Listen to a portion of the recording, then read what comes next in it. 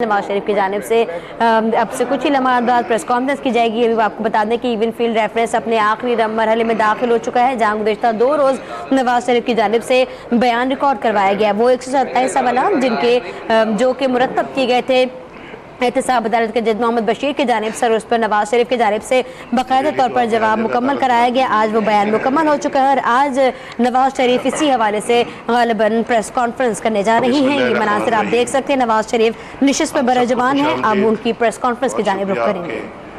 تشریف لانے کا جو آج بیان میں نے عدالت میں دیا ہے، میں چاہتا ہوں کہ میں آپ کے سامنے بھی پڑھ دوں۔ میں پیناما پیپرز کی بنیاد پر بنائے گئے کھوکھلے ریفرنسز کی لمبی داستان کو ایک طرف رکھتے ہوئے مختصراً یہ بات ریکارڈ پر لانا چاہتا ہوں کہ میرے خلاف یہ مقدمہ کیوں بنایا گیا، مجھے اس مقدمے میں الجھانے کا حقیقی پس منظر کیا ہے۔ اس مقدمے ان ریفرنسز میری نااہلی اور پارٹی صدارت سے فراغت کے اسباب و محرکات کو میں ہی نہیں، پاکستانی قوم بھی اچھی طرح جانتی ہے، اور مقدمات کا کھیل کھیلنے والے بھی اچھی طرح جانتے ہیں۔ اچھی طرح جانتے ہیں کہ میرے نامہ اعمال کے اصلی جرائم کیا ہیں۔ 12 اکتوبر 1999 کو پرویز مشرف نامی جرنیل نے آئین سے بغاوت کرتے ہوئے اقتدار پر قبضہ کیا۔ ہر دور کے آمروں کو خوش آمدید کہنے والے منصفوں نے آگے بڑھ کر اس کا استقبال کیا اور اس کے ہاتھ پر بیعت کر لی۔ 8 سال بعد 3 نومبر 2007 کو اس نے ایک بار پھر آئین توڑا، ایمرجنسی کے نام پر ایک بار پھر مارشل لاء لگایا، اور چیف جسٹس آف پاکستان سمیت اعلیٰ عدلیہ کے 60 کے لگ بھگ جج صاحبان کو اپنے گھروں میں قید کر دیا۔ دنیا کے کسی بھی ملک میں اس طرح کی شرمناک واردات کی نظیر شاید ہی ملتی ہو۔ ایک جمہوری جماعت کی حیثیت سے مسلم لیگ نون نے مشرف کے غیر آئینی اقدامات کے بارے میں ایک واضح موقف اختیار کیا۔ 2013 کی انتخابی مہم میں اپنا یہ موقف عوام کے سامنے رکھتے ہوئے ہم نے واضح طور پر کہا کہ حکومت قائم ہونے کی صورت میں آئین پاکستان کے آرٹیکل 6 کی روشنی میں مشرف پر ہائی ٹریزن کا مقدمہ قائم کیا جائے گا۔ عوام نے ہمارے موقف کی تائید کی۔ حکومت قائم ہونے کے بعد توانائی کے بحران اور دہشت گردی پر قابو پانے کی اولین ترجیحات کے ساتھ ساتھ ہماری حکومت نے پرویز مشرف پر غداری کا مقدمہ قائم کرنے کے لیے وکلاء سے مشاورت کا آغاز کیا۔ مجھے مشورہ دیا گیا کہ اس بھاری پتھر کو اٹھانے کا ارادہ ترک کر دوں۔ مجھے ایسے پیغامات بھی ملے کہ مشرف پر مقدمہ قائم کرنے سے اس کا تو شاید کچھ نہ بگڑے، مگر میرے لیے بہت مشکلات پیدا ہو جائیں گی۔ ان مشورہ نما دھمکیوں کو نظر انداز کرتے ہوئے میں اپنے ارادے پر قائم رہا۔ اس سے بھی پہلے پیپلز پارٹی کے دور حکومت میں جناب آصف علی زرداری ایک اہم قومی سیاسی رہنما کے ہمراہ میرے پاس آئے اور کہا کہ ہمیں پارلیمنٹ کے ذریعے مشرف کے دوسرے مارشل لاء یعنی نومبر 2007 کے اقدامات کی توثیق کر دینی چاہیے۔ زرداری صاحب نے مجھے سمجھانے کی کوشش کی کہ مصلحت کا یہی تقاضا ہے، لیکن میں نے کہا کہ ہم 65 برس سے ایسی ہی مصلحتوں سے کام لے رہے ہیں۔ انہی مصلحتوں نے जमहूरियत को इस कदर कमज़ोर कर दिया है कि वो सांस लेते हुए भी डरती है। अब वक्त आ गया है कि आइन से गद्दारी करने वाले डिक्टेटर को इंडेमनिटी देने यानी उसके गैर आइनी इक़दाम की पार्लिमानी तौसीक करने की बजाय उसे कटहरे में खड़ा किया जाए। उससे पूछा जाए कि उसने अपना हल्फ क्यों तोड़ा और मुसल्लह अफवाज की ताकत को अपने ज़ाती मकासद के लिए क्यों इस्तेमाल किया। 2013 के अवाखिर में गद्दारी मुकदमा कायम करने का अमल शुरू होते ही मुझे अंदाज़ा हो गया कि आइन अपनी जगह, जमहूरियत के तकाज़े अपनी जगह, पार्लियामेंट की बालादस्ती अपनी जगह, कानून की हुक्मरानी अपनी जगह और पाकिस्तान के अवाम का मैंडेट अपनी जगह, लेकिन एक डिक्टेटर को अदालत के कटहरे में लाना कोई आसान काम नहीं। शायद कानून और इंसाफ के सारे हथियार सिर्फ अहले सियासत के लिए बने। जाबरों का सामना होते ही इन हथियारों की धार कुंद हो जाती है और फौलाद भी मोम बन जाता है।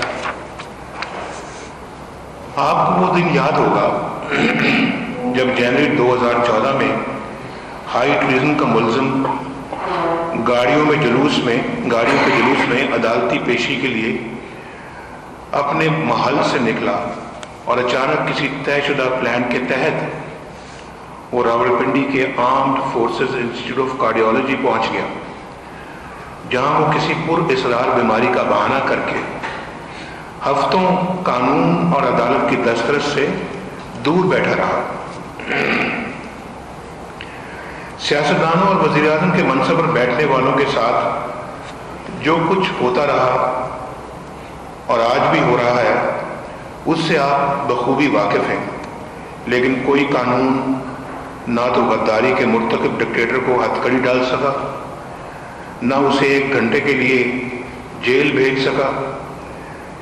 इसकी नौबत आई भी तो उसके आलीशान महल नुमा फार्म को सब जेल का नाम दे दिया गया। मैं इस फोरम पर इस खुली अदालत के सामने पूरी तफसील बताने से कासिर हूँ कि मुशर्रफ पर मुकदमा कायम करने और इस कार्रवाई को आगे बढ़ाने पर कायम रहने की वजह से मुझे किस किस तरह के दबाव का निशाना बनना पड़ा। इसके बावजूद जब मेरे अज़्म में कोई कमज़ोरी ना आई तो 2014 के वस्त में इंतखाबात में नाम नहाद धांधली का तूफान पूरी शिद्दत से उठ खड़ा हुआ। मुसद्दका रिपोर्ट्स के मुताबिक इस तूफान के पीछे भी यही मुहर्रिक छुपा था कि मुशर्रफ के मामले में मुझे दबाव में लाया जाए। मैं धरनों से सिर्फ 2 माह कबल मार्च 2014 में अपने 2 रुफका के हमरा बनी गाला में इमरान खान से मिला था। ये एक खुशगवार मुलाकात थी। उन्होंने धांधली के मौजू पर तो कोई बात नहीं की, ना ही किसी एहतजाजी तहरीक का इशारा दिया, लेकिन उधर परवेज़ मुशर्रफ के मुकदमे में जैसे तेज़ी आई उधर अचानक लंदन में तारुल कादरी और इमरान खान की मुलाकात हुई। इस मुलाकात के बाद बज़ाहिर धांधली को मौजू बनाकर इस्लामाबाद में धरनों का फैसला कर लिया गया। 14 अगस्त 2014 से शुरू होने वाले ये धरने 4 माह जारी रहे। इन धरनों के दौरान जो जो कुछ हुआ वो सब इस कौम के सामने है। तारुल कादरी और इमरान खान का मुश्तरका मुतालबा सिर्फ ये था कि वज़ीर आज़म मुस्ताफ़ी हो जाए। इन धरनों का मंसूबा कैसे बना, तारुल कादरी और इमरान खान कैसे यकजा हुए, किसने उनके मुंह में वज़ीर आज़म के इस्तीफे का मुतालबा डाला और कौन 4 माह तक मुसलसल इनकी हौसला अफजाई करता रहा, ये बातें अब कोई ढका छुपा राज नहीं। इमरान खान खुद खुलेआम ये ऐलान करते रहे कि बस एम्पायर की उंगली उठने वाली है। कौन था वो एम्पायर? وہ جو کوئی بھی تھا اس کی مکمل پشپناہی ان دھرنوں کو حاصل تھی۔ ان دھرنوں کے دوران جو کچھ ہوا اس کی پوری تفصیلات قوم کے سامنے ہیں۔ پارلیمنٹ ہاؤس، پریزیڈنٹ ہاؤس، وزیر اعظم house, P T V station, غرض کچھ بھی فسادی عناصر سے محفوظ نہ تھا۔ اس تماشے نے ملک و قوم کو شدید نقصان پہنچایا، لیکن اصل مقصد ایک ہی تھا کہ مجھے وزیر اعظم ہاؤس سے نکال دیا جائے تاکہ مشرف کے خلاف مقدمے کی کارروائی آگے نہ بڑھ سکے۔ منصوبہ سازوں کا خیال تھا کہ اس شدید اور طویل الغاز سے میرے اعصاب جواب دے جائیں گے اور میں خود کو بچانے کے لیے ہر طرح کے کمپرومائز پر آمادہ ہو جاؤں گا۔ بلا شبہ یہ ایک سوچا سمجھا اور نہایت ہی سخت حملہ تھا۔ ایسے دن بھی آئے کہ وزیر اعظم ہاؤس میں داخل ہونے اور باہر جانے والے راستوں پر شرط پسندوں نے قبضہ کر لیا۔ اعلان کیے گئے کہ وزیر اعظم کے گلے میں رسی ڈال کر گھسیٹتے ہوئے باہر لائیں گے، لیکن میں اللہ کی تائید و حمایت پر بھروسہ کرتے ہوئے ڈٹا رہا۔ دھرنوں کے ذریعے مجھ پر لشکر کشی کر کے مجھے یہ پیغام دینا مقصود تھا کہ مشرف پر غداری کا مقدمہ قائم کرنے کے نتائج اچھے نہ ہوں گے۔ انہی دنوں ایک انٹیلیجنس ایجنسی کے سربراہ کا پیغام مجھ تک پہنچایا گیا کہ میں مستعفی ہو جاؤں، اور اگر یہ ممکن نہیں تو طویل رخصت پر چلا جاؤں۔ اس پیغام سے بے حد دکھ پہنچا۔ مجھے رنج ہوا کہ پاکستان کس حال کو پہنچ گیا ہے۔ عوام کی منتخب حکومت اور اس کے وزیر اعظم کی بس اتنی ہی توقیر رہ گئی ہے کہ اس کے براہ راست ماتحت ادارے کا ملازم اپنے وزیر اعظم کو مستعفی ہونے یا چھٹی چلے جانے کا پیغام بھجوا رہا ہے۔ شاید ہی تیسری دنیا کے کسی بھی ملک میں اتنی افسوسناک صورتحال ہو۔ میرے مستعفی ہونے یا طویل رخصت پر چلے جانے کا مطالبہ اس تاثر کی بنیاد پر تھا کہ نواز شریف کو راستے سے ہٹا دیا گیا تو مشرف کے خلاف مقدمے کو لپیٹنا بھی مشکل نہیں رہے گا۔ میں اپنے اقتدار اور اپنی ذات کو خطرے میں ڈال کر کیوں بضد تھا کہ ایک ڈکٹیٹر کو اپنے کیے کی سزا ضرور ملنی چاہیے، صرف اس لیے کہ آمریتوں نے پاکستان کے وجود پر بڑے گہرے زخم لگائے ہیں۔ آئین شکنی یا اقتدار پر قبضے کا فیصلہ ایک یا دو تین جرنیل کرتے ہیں۔ اقتدار کی لذتیں بھی صرف مٹھی بھر جرنیلوں کے حصے میں آتی ہیں، لیکن اس کی قیمت مسلح افواج کے پورے ادارے کو ادا کرنی پڑتی ہے۔ میں اپنی مسلح افواج کو عزت اور احترام کی نگاہ سے دیکھتا ہوں۔ میں جانتا ہوں کہ فوج کی کمزوری کا مطلب ملکی دفاع کی کمزوری ہے۔ قابل تحسین ہیں ہمارے وہ بہادر سپوت جو مادر وطن کے دفاع کے لیے ہر وقت سینہ سپر رہتے ہیں اور وقت آنے پر اس پاک سرزمین کے لیے اپنا خون کا نذرانہ تک پیش کر دیتے ہیں۔ اس فوج کی اصل آبرو بہادر ماؤں کے وہی فرزند ہیں جو اقتدار کی بارگاہوں کی بجائے سرحدی مورچوں میں بیٹھتے اور اقتدار کی بجائے ہمارے کل کے لیے اپنا آج قربان کر دیتے ہیں۔ میں نے فوج کی پیشہ ورانہ استعداد میں اضافے کو ہمیشہ اہمیت دی۔ میرے دور میں دفاعی بجٹ میں ریکارڈ اضافہ ہوا۔ دفاع پاکستان کو ناقابل تسخیر بنانے کے لیے 1998 میں بھارت کے ایٹمی دھماکوں کا دو ٹوک اور ٹھوس جواب دینے کا فیصلہ کرنے میں نے چند گھنٹوں کی تاخیر بھی نہیں کی تھی۔ مجھے پختہ یقین تھا کہ اگر ہم نے اپنی ایٹمی قوت کا کھلا اظہار نہ کیا تو شاید آئندہ کبھی اس کا موقع نہ ملے۔ مجھے اس بات میں بھی کوئی شک نہیں تھا کہ پاکستان نے ایٹمی دھماکے نہ کیے تو خطے میں شدید عدم توازن قائم ہو جائے گا، بھارت کی عسکری بالادستی قائم ہو جائے گی اور پاکستان سر اٹھا کر کھڑا نہ ہو سکے گا۔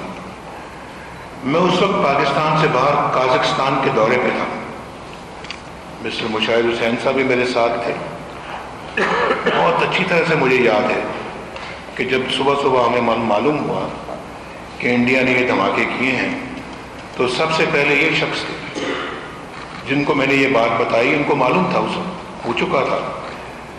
ان سے مشورہ کیا میں نے، سب سے پہلا مشورہ انہوں نے کہا جی کہ نواز شریف صاحب ذرا بھی دیر نہ کریں، یہ کام کرنے میں تاخیر نہیں ہونی چاہیے، آپ اپنے بالکل انڈیا کا جواب، اینٹ کا جواب پتھر سے دیں۔ تو میں ان کو شاباش دیتا ہوں کہ انہوں نے مجھے بہترین مشورہ دیا۔ May 11, 1998 الماتی۔ میں نے اسی دن وہیں سے ان سے بات کرنے کے بعد چیف عوامی اسٹاف جنرل جہانگیر کرامت اور دیگر متعلقہ حکام کو ہدایات جاری کی کہ وہ جوابی ایٹمی دھماکوں کی تیاری شروع کر دیں، جس میں ہمارے ڈاکٹر قدیر بھی تھے اور سمر مبارک بند بھی تھے۔ میں نے یہ بھی ہدایت کی کہ سارا کام کم سے کم درکار وقت یعنی 17 دن کے اندر اندر مکمل کر لیا جائے۔ مجھے عالمی طاقتوں کی طرف سے نصف درجن فون آئے، 5 ارب ڈالر کا لالچ دیا گیا، ریکارڈ کی بات ہے، فارن آفس میں ابھی بھی وہ ٹیپس پڑی ہوں گی، لیکن میں بھارت کے مقابلے میں پاکستان کو سر بلند دیکھنا چاہتا تھا۔ میں نے وہی کیا جو پاکستان کے مفاد میں تھا۔ مجھے پاکستان کی سر بلندی، پاکستان کا وقار، پاکستان کا افتخار اور پاکستان کی عزت و عظمت اربوں خربوں ڈالر سے کہیں زیادہ عزیز تھی۔ آئین شکنی کرنے اور اپنا مقدس حلف توڑ کر اقتدار پر قبضہ کرنے والے ڈکٹیٹر کا محاسبہ کرنا آئین اور جمہوریت ہی کا نہیں، خود فوج کے وقار اور تقدس کا بھی تقاضا ہے۔ جب ایک یا دو چار جنرل جمہوری حکومت کا تختہ الٹتے، آئین توڑتے اور خود اقتدار کی کرسی پر بیٹھ جاتے ہیں تو فوج کے ادارے کی آبرو پر بھی آنچ آتی ہے۔ عوامی سطح پر آنچ آتی ہے، اس کی پیشہ ورانہ صلاحیتیں بھی متاثر ہوتی ہیں، عوامی سطح پر اس کے احترام پر بھی منفی اثر پڑتا ہے اور بین الاقوامی سطح پر بھی اس کی ساکھ مجروح ہوتی ہے۔ انہی محرکات کے پیش نظر مشرف پر غداری کا مقدمہ چلانا ضروری خیال کیا گیا۔ اپنی بات کو سمیٹتے ہوئے میں یہ کہنا چاہتا ہوں کہ میرے خلاف جھوٹے، بے بنیاد، من گھڑت اور خود ساختہ مقدمات کی وجہ یہ ہے کہ میں نے سر جھکا کے نوکری کرنے سے انکار کر دیا۔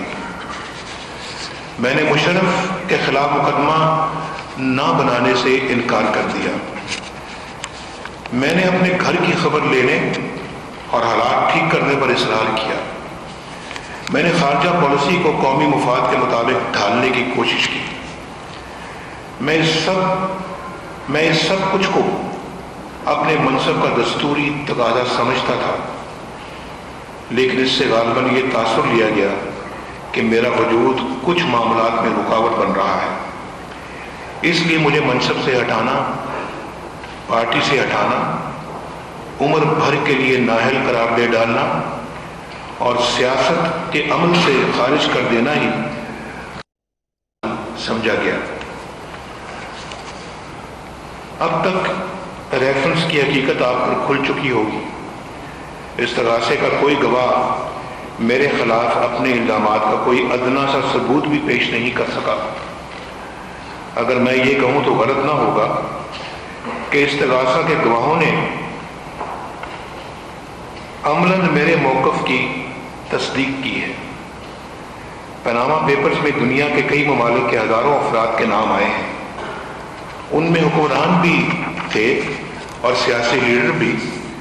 مجھے معلوم نہیں کہ ساری دنیا میں ان پیپرز کی بنیاد پر کتنے افراد کے خلاف مقدمے بنے، کتنے افراد کو سزائیں ملی، کتنے وزرائے اعظم یا صدور کو معزول کیا گیا اور کتنے عمر بھر کے لیے نااہل قرار پائے.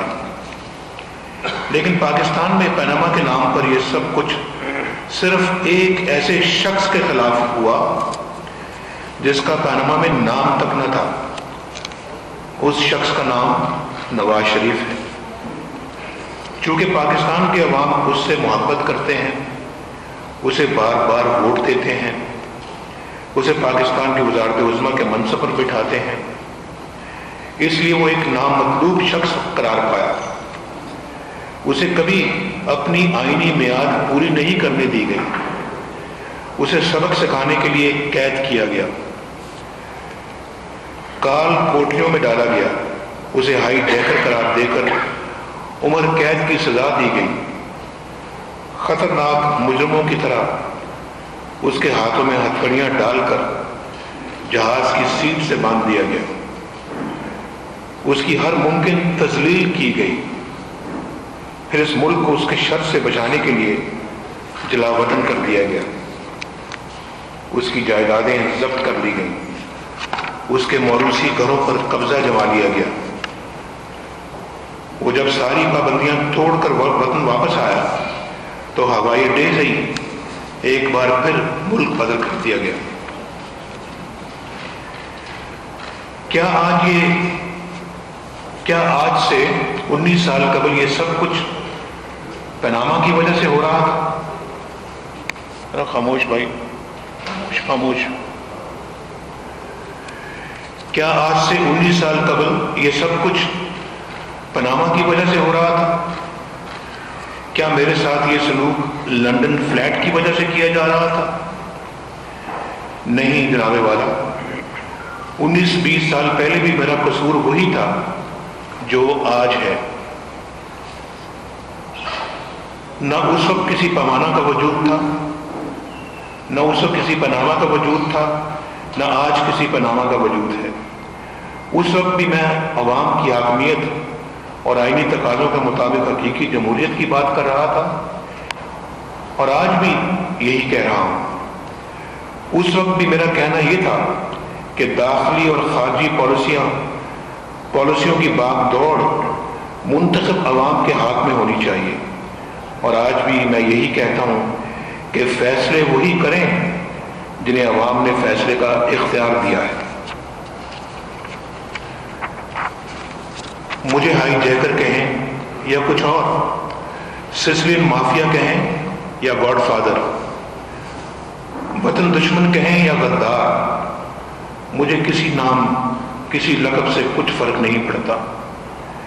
میری صداقت اور امانت پر سوال اٹھائیں، مجھے کچھ فرق نہیں پڑتا.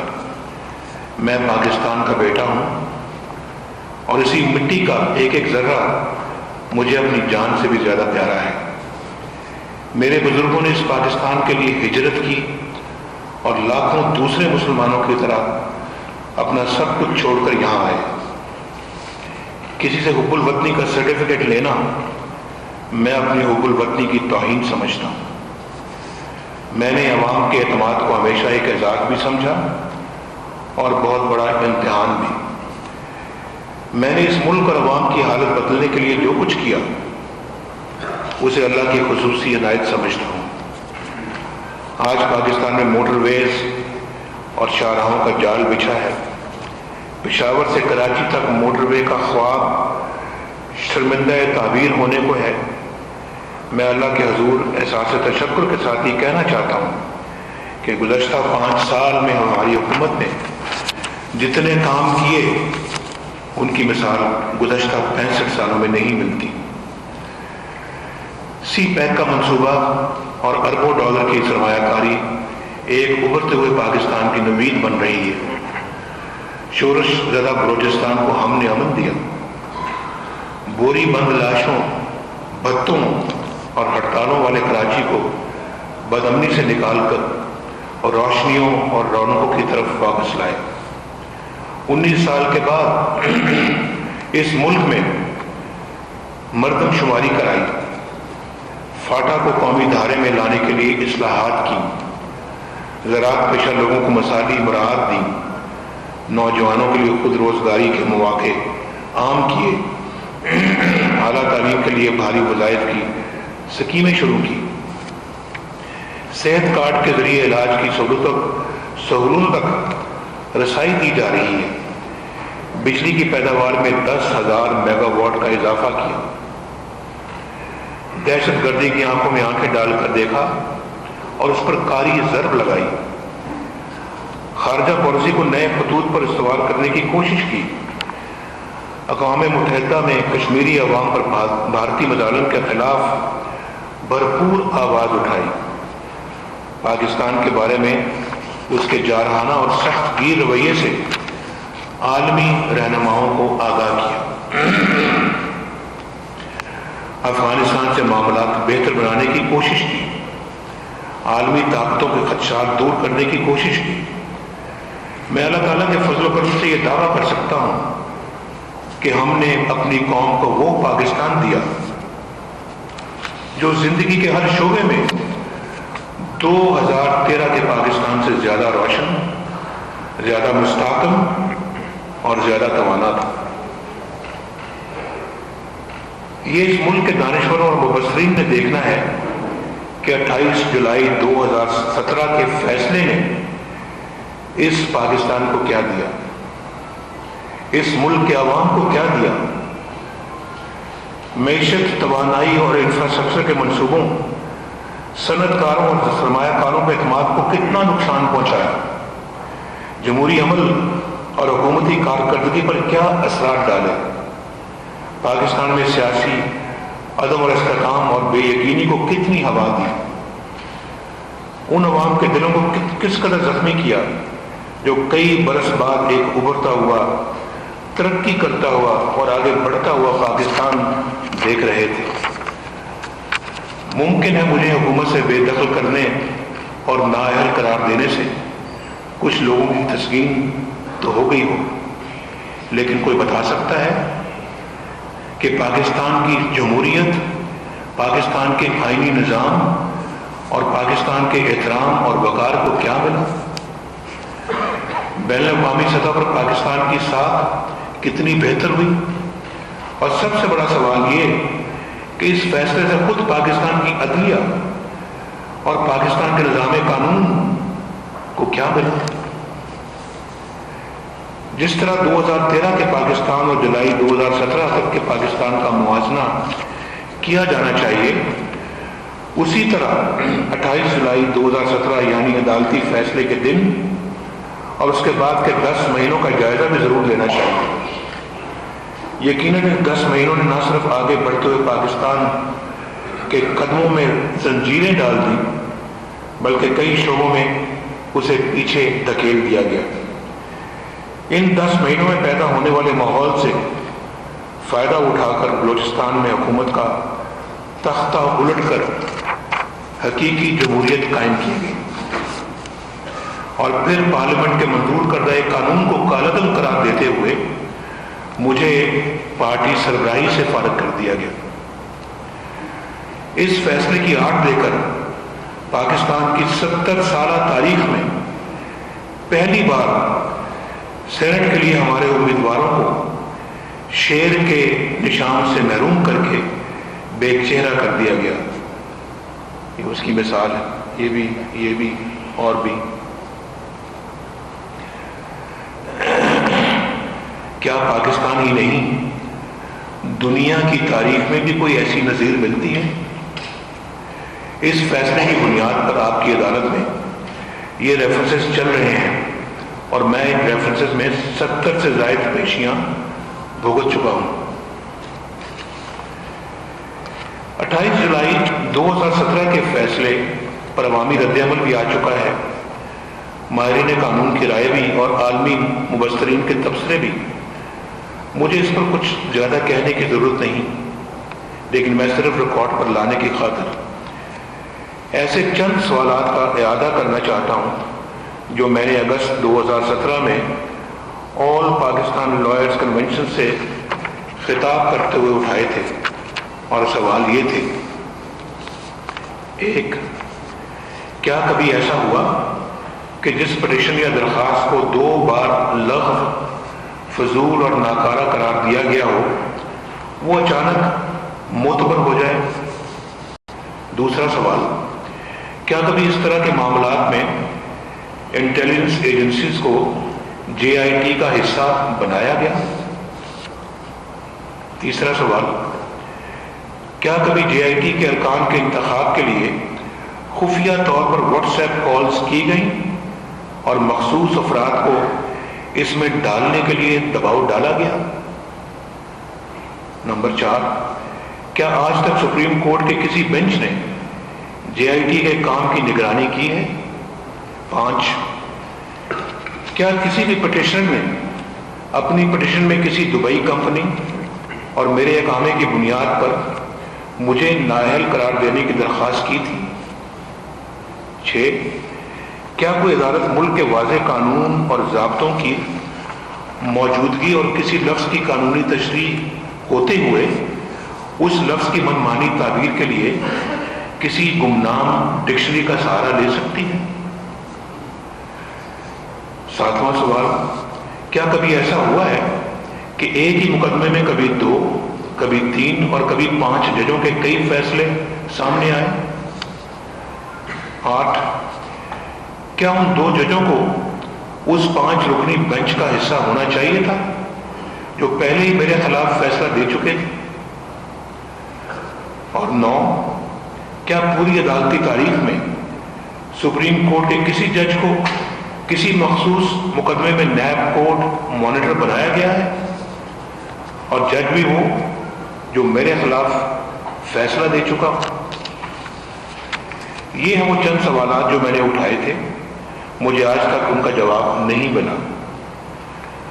यकीनन आपके पास भी उनका जवाब नहीं, लेकिन मैं ये सवालात इसलिए दोहरा रहा हूं कि आप इन पर जरूर गौर करें और सोचें कि ये पुरइसरार कहानी क्या कह रही है।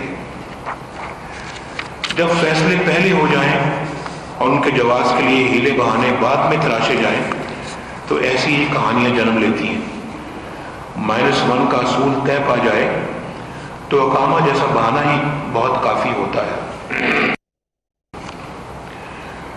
मैं इस फैसले के हवाले से मजीद कुछ नहीं कहना चाहता, लेकिन अपनी ये बात जरूर तारीख के रिकॉर्ड पर लाना चाहता हूं कि इसका शुमार भी हमारी अदालती तारीख के उन्हीं फैसलों में हो रहा है जो ना पाकिस्तान के लिए बाइस फख्र है, ना हमारे निज़ाम कानून और इंसाफ के लिए, ना अदलिया की इज्जत और वकार के लिए, और ना उन मुनसिफों के लिए जिन्होंने नजरिया जरूरत ही की बुनियाद पर न जाने किसकी जरूरत पूरा करने के लिए एक ख्याली तनख्वाह को असासा करार देने का नजरिया ईजाद कर लिया। इस फैसले में शुरू से आखिर तक बदउनवानी तो किसी को नजर नहीं आई, हाँ नाइंसाफी हर एक को नजर आ रही है।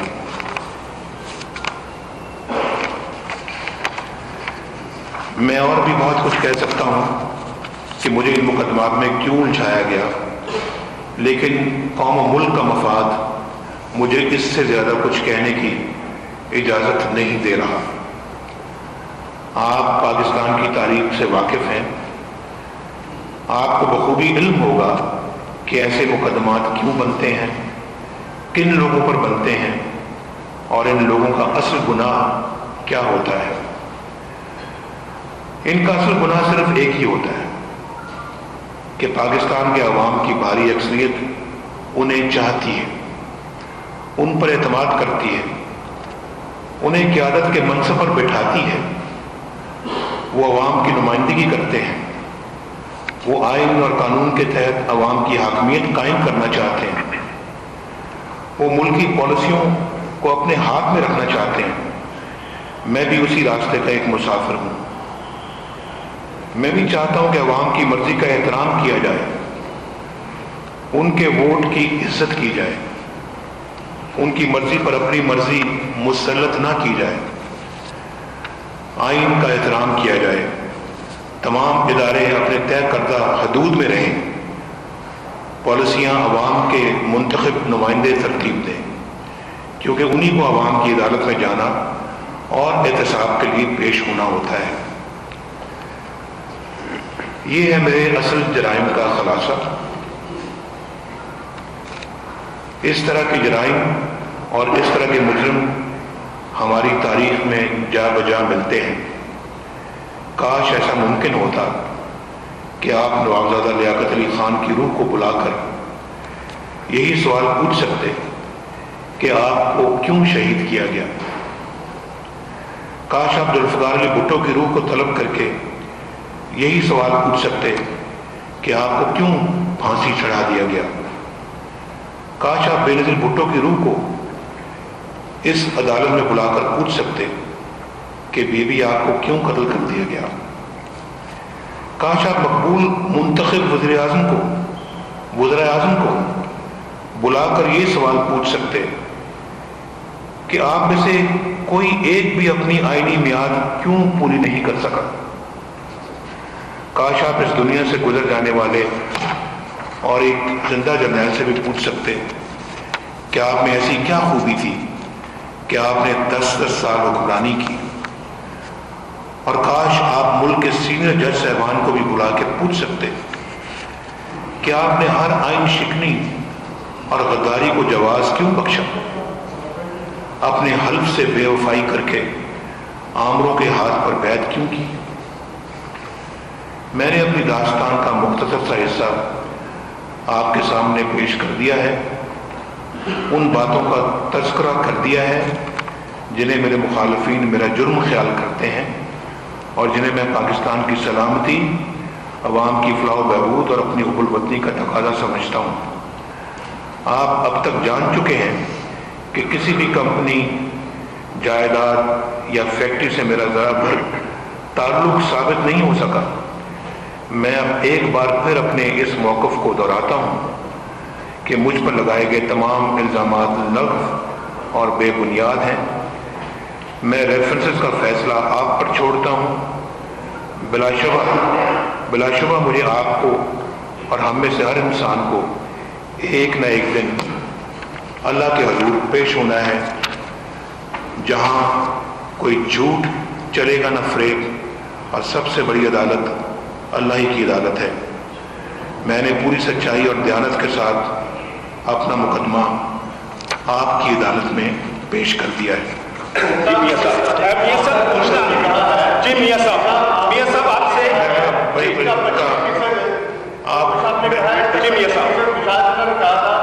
मेरा ख्याल है कि मैं जो कह चुका हूँ इसके बाद अभी सवालात के लिए बहुत दिन है। बहुत शुक्रिया आप सबका। साबिक वज़ीर आज़म नवाज शरीफ प्रेस कॉन्फ्रेंस कर रहे थे। उन्होंने अपने दौरे हुकूमत में अंजाम दिए गए कारनामों पर रोशनी डाली। इसके अलावा उन्होंने ये भी कहा कि उन पर लगाए गए तमाम इल्ज़ाम झूठे और बेबुनियाद हैं। उन्होंने ये भी कहा कि उन्होंने वही किया जो पाकिस्तान के मफाद में था। एटमी धमाके ना करने के लिए आलमी रहनुमाओं के फ़ोन भी आए। उन्होंने कहा कि मैंने भारत के जवाब में एटमी धमाके करने का फौरी हुक्म दिया था। उन्होंने ये भी बताया कि आज मुल्क में मोटरवेज का जाल बिछा दिया गया है। मुझे आईनी मुद्दत कभी पूरी करने नहीं दी गई। मुझे हाईजैकर कहें या मुझे सिसिलियन माफिया कहें, मुझे कोई फर्क नहीं पड़ता है। मशवरे नुमा धमकियों पर मैंने कभी ध्यान नहीं दिया। कौन 4 माह तक धरनों की हौसला अफजाई करता रहा है, ये सब जानते हैं। साबिक वज़ीर आज़म शरीफ प्रेस कॉन्फ्रेंस कर रहे थे। इस दौरान उन्होंने मजीद ये कहा है कि पाकिस्तान की इज्जत अरबों खरबों से ज्यादा अजीज थी। जरदारी साहब ने भी मसलहत से काम लेने को कहा था, लेकिन मैंने वही किया जो पाकिस्तान के मफाद में था। एक आमिर को अदालत में लाना हरगिज आसान नहीं था। उन्होंने परवेज मुशर्रफ को भी तनकीद का निशाना बनाया।